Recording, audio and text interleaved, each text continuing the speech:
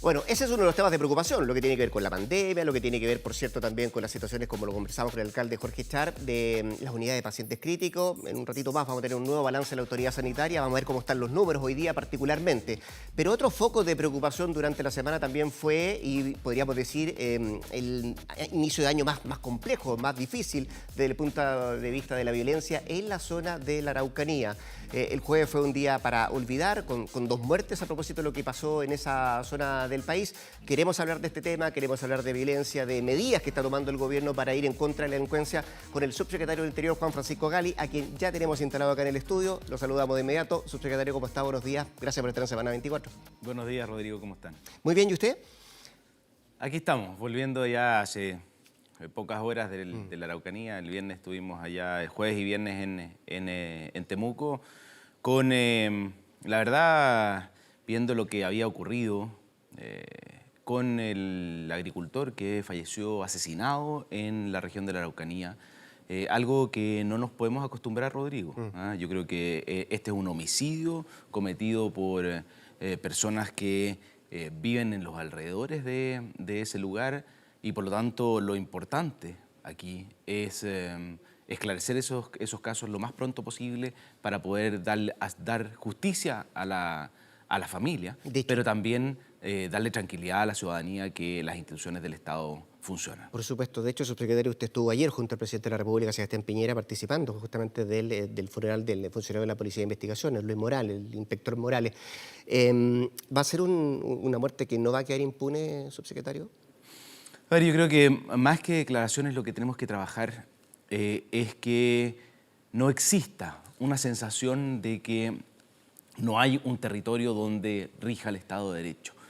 Y por lo tanto aquí lo que hubo fue un operativo de la Policía de Investigaciones preparado con meses de anticipación, dirigido por la Fiscalía, por el fiscal regional, por el fiscal especial que está a cargo de este tipo de investigaciones, que apuntaba esencialmente a cumplir órdenes de detención y órdenes de registro a domicilios ubicados en Temucuicui.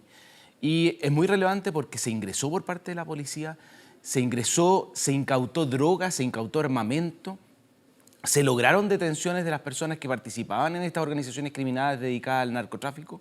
Sin embargo, la policía se encontró con un nivel de violencia que lo que pretendía era impedir la acción de la justicia. Y por lo tanto aquí no hay que tener 2 discursos, Rodrigo. Hay que tener un solo discurso en contra de la violencia, en contra del narcotráfico y en contra de este nivel de uso de armas de fuego, en contra de la policía. La policía estaba cumpliendo una orden judicial. En nuestro país las órdenes judiciales se cumplen y la policía está a cargo de hacerlas cumplir. Déjeme, para ir avanzando en este tema, subsecretario, preguntarle cuál es la respuesta del gobierno, por sobre todo a quienes cuestionan el despliegue, el alto número de funcionarios que participaron, el bajo número de personas que fueron detenidas y la fecha, además, que coincidió con el veredicto respecto al caso de Camilo Catrillanca. Yo le escuchaba a usted decir, bueno, efectivamente esto venía preparándose hace mucho tiempo atrás, pero hay un cuestionamiento a eso y particularmente al despliegue de la gran cantidad de funcionarios, más de 800, decía el director de la Policía de Investigaciones el otro día. Déjame ir a eso primero.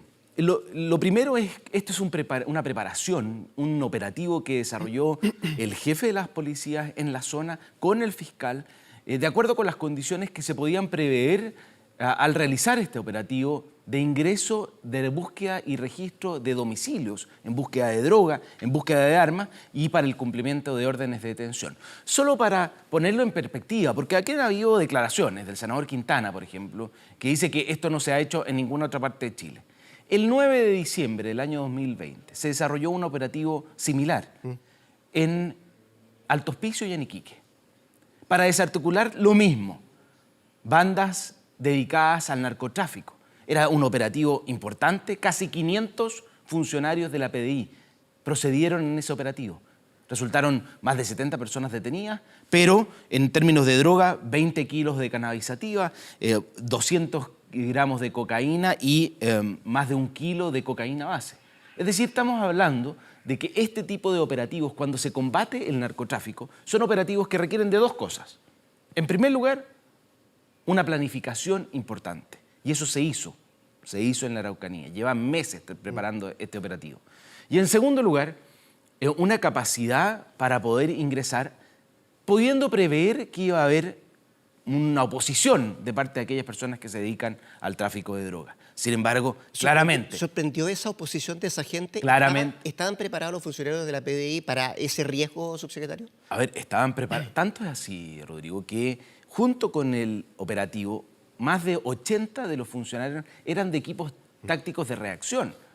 Es decir, eran los funcionarios preparados para ello y iban con el instrumental adecuado para hacer frente a eso. Pero es muy distinto y aquí además hay que ser muy preciso. Los funcionarios de la PDI que ingresan a los domicilios a cumplir las órdenes judiciales no son funcionarios, no pueden entrar con armamento como si en el domicilio se fueran a encontrar con una oposición, sino que hay que entender que esos son domicilios donde se van a encontrar con sus habitantes.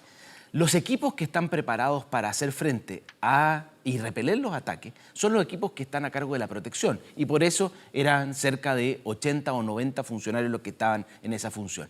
Y por eso, con eso mismo me hago cargo de lo de la oportunidad, Rodrigo. Creo que lo que no puede pasar es que resulta que hay días vedados para cumplir órdenes judiciales. Yo creo que no hay día inoportuno en Chile para cumplir con órdenes judiciales y hacer justicia.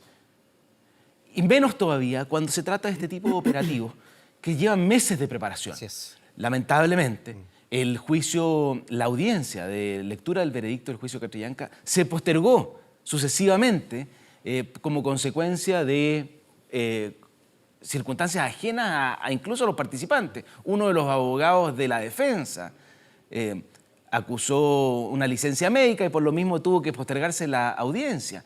Sin embargo, eso no podía tener como consecuencia que un operativo preparado con meses de anticipación se suspendiera, pudiendo incluso afectar el operativo mismo, producto de la alarma que pudiera generar su postergación. Usted estuvo en la región, subsecretario, el día viernes. Después viajó el ministro del Interior, Rodrigo Delgado, también. Así es. ¿Usted entiende el malestar de la familia de este agricultor que no dejó entrar al velorio al ministro del Interior? ¿Entiende el malestar también de la asociación, los gremios que trabajan ahí en esa zona, que dicen que efectivamente el Estado acá no está presente? ¿Qué se le responde, por ejemplo, a esas demandas que hacen de parte de los agricultores? A ver, yo creo que la frustración, nosotros compartimos la frustración de todas esas personas que han vivido y han sido víctimas de la violencia, sin lugar a dudas, que compartimos esa frustración. Pero por eso mismo, con el ministro del Interior, fuimos al lugar. Y es más, yo le voy a decir algo más, no es que no nos hayan dejado entrar al velorio, nosotros pudimos compartir con la familia, hablamos con el hermano, quien nos transmitió obviamente mensajes de dolor y frustración respecto a lo que había pasado. Y nosotros no pudimos más que recibir esos mensajes y fortalecer la convicción de que esto es lo que tenemos que hacer, en no dejarnos amilanar. Lo dijo muy bien el director general de la PDI. Si lo que se pretende con el uso de armas de fuego es intimidar la acción policial, bueno, solo la fortalece. Yo escuché a más de 100 de los funcionarios que estuvieron en esta operación y todos dijeron que esto fortalecía institucionalmente a la PDI porque hacía ver la necesidad de tener policías profesionales que, haciendo uso de la fuerza legítima del Estado, combatan el narcotráfico y el crimen organizado. Subsecretario, usted decía, efectivamente, bueno, se encontraron con una oposición en el caso de este operativo de la Policía de Investigaciones, con una oposición que sorprende. Esa gente no dispara a los pies, subsecretario, tampoco al aire como para amedrentar, dispara a matar. En el caso del agricultor ocurrió lo mismo, en el caso del funcionario de la Policía de Investigaciones, algo parecido. Dispara lisa y llanamente a matar. ¿Frente a qué estamos, subsecretario? Particularmente en este caso. El presidente hablaba de crimen organizado. ¿Es crimen organizado lo que está ocurriendo en la Araucanía hoy por hoy? A ver, claramente lo que hay ahí es algún nivel de organización para dotarse de armas de fuego que no son de defensa personal, son armas de fuego que lo que pretenden, tal como tú lo decías, es matar, y que están financiadas, por lo que encontramos, están financiadas por el negocio del tráfico ilícito de drogas. Y por lo tanto ahí lo que hay que hacer es proceder contra el crimen organizado, con toda la fuerza del Estado, pero siempre considerando que la fuerza del Estado debe ser, para que sea legítima, debe ser ejercida de acuerdo con las leyes y respetando los derechos de las personas. Y esa es una limitación que es propia de la democracia, Rodrigo. Porque para que el Estado pueda proceder legítimamente, tiene que hacerlo de acuerdo con las normas que nos establecimos como sociedad. Y quizás eso es una desventaja frente al crimen organizado, que no tiene ley, no tiene respeto por nadie. Dispara a matar, dispara al cuello o a la cabeza, como nos relataban los funcionarios de PDI. Esto no era un simple amedrentamiento en base a disparar al aire. Disparaban con armas de tiro único y dirigidas a aquellos lugares del cuerpo donde no había protección y que podían causar la muerte, como ocurrió con el inspector Luis Morales. Es decir, aquí lo que enfrentamos es una violencia inusitada y por lo tanto lo que corresponde es que el Estado actúe con toda la fuerza, y eso es lo que le dijimos al fiscal regional y se lo dijimos, transmitimos también al director general de la PDI. Va a estar todo el apoyo del gobierno para hacer cumplir las órdenes judiciales, porque aún quedan órdenes judiciales pendientes que cumplir en esos lugares. Usted mañana, entiendo, va a tener que ir a la Comisión de Seguridad Pública del Senado para explicar, además entiendo, va el director de la Policía de Investigaciones, el director de Carabineros, si no me equivoco. Y bajo ese punto de vista, subsecretario, hay que explicar, le van a hacer preguntas y hay que desarrollar todo lo que pasó esta semana ahí en la Araucanía. Pero usted también mencionaba lo del Estado y los agricultores de alguna forma también se quejaban efectivamente de que acá el Estado está ausente. ¿Estamos al debe todavía en algunos proyectos de ley que podrían ayudar a que este tipo de situaciones, por ejemplo, se acoten lo más posible o ir a la lucha respecto a este tipo de situaciones? Bueno, hay un proyecto de ley de crimen organizado que presentó el presidente Piñera hace un par de semanas. ¿Todavía al debe desde el punto de vista del Poder Legislativo en este tipo de acciones? A ver, yo diría que sin lugar a dudas. Sin lugar a dudas, uno es la fase operativa, que es lo propiamente operativo propio de las policías, de la fiscalía. Pero otra cosa es cuáles son las herramientas con que cuentan las policías y la fiscalía para investigar estos delitos. Y ahí hemos tenido ya no solo lentitud en el avance, Rodrigo, hemos tenido retrocesos. Nosotros ingresamos en el 2018 un proyecto de ley que apuntaba a perfeccionar la fiscalización y la persecución penal del delito de robo de madera. Ese proyecto fue rechazado en general, es decir, solo su idea de legislar fue rechazada por el Senado. Y luego insistimos en la Cámara, porque creíamos que era una herramienta necesaria para la persecución penal, particularmente en la macrozona sur. Y, de nuevo, recibimos el rechazo absoluto de la Cámara de Diputados. Y la verdad es que ahí hay que distinguir. Aquí hay una oposición que ha sido dialogante, pero la verdad es que es minoría dentro de la oposición.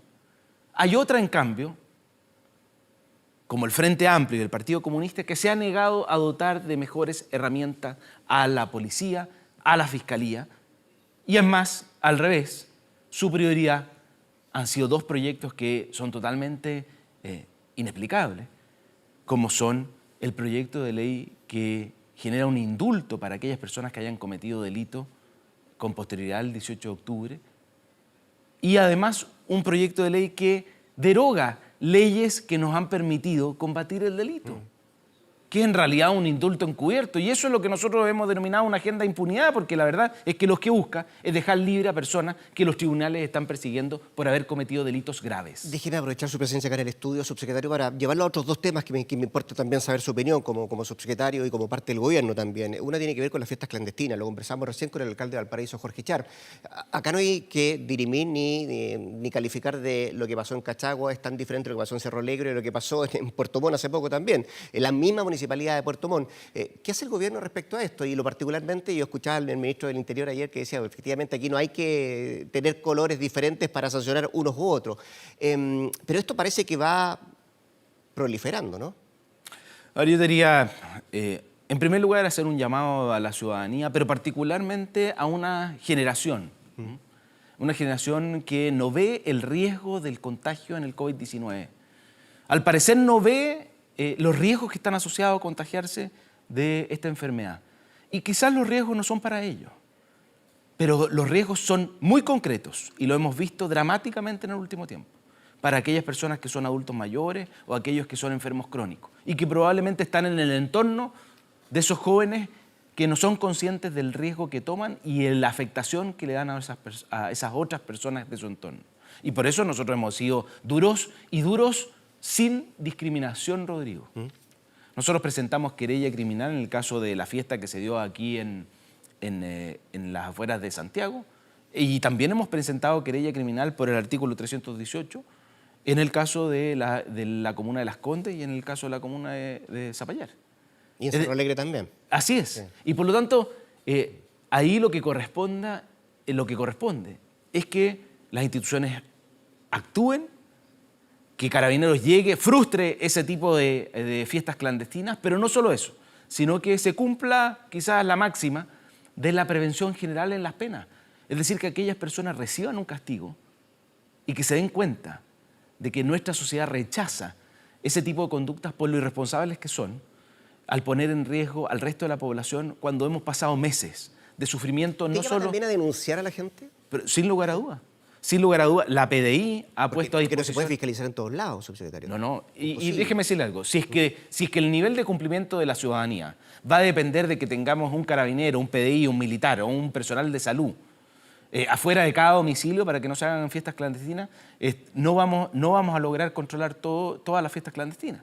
Lo que aquí tiene que pasar es que toda la sociedad rechace, repulse este tipo de actitudes que ponen en riesgo al resto de la población. Y por eso tanto el Servicio de Salud como la PDI, como Carabineros, hemos dispuesto canales expeditos de denuncia de tal manera de poder reaccionar rápidamente cuando están ocurriendo este tipo de hechos y sancionar conforme lo dispone nuestro ordenamiento jurídico. Recuerda, Rodrigo, que modificamos el Código Penal para tener una sanción más efectiva para aquellas personas que incurrieran en este tipo de conducta. Y lo quiero llevar al último tema, subsecretario. Mañana comienza a terminar o a empezar un proceso, podríamos decir, bien importante, que tiene que ver con la inscripción de los candidatos para la constituyente, para alcaldes, concejales, gobernadores. Sí. Se viene un proceso y un año bien movido desde ese punto de vista. Partimos con esto el día de mañana, la elección es próximo 11 de abril. Y acá la lupa y los ojos van a estar muy abiertos, me imagino, en tratar de que esto funcione de la mejor manera desde parte de vista del gobierno, como también de parte de vista de los ciudadanos como uno, común y corriente. Pero quiero llevar la colación a propósito de un reportaje que hoy día trae el diario La Tercera, que involucra justamente a uno de los que aspira a reelegirse como alcalde, como es el alcalde de Recoleta, el alcalde Jadwe, y que vuelve a poner, no voy a emitir ningún juicio porque efectivamente todavía hay un proceso investigativo en curso, no hemos escuchado al alcalde, solamente se ha hecho moción a una entre escuchas telefónicas que se han mencionado.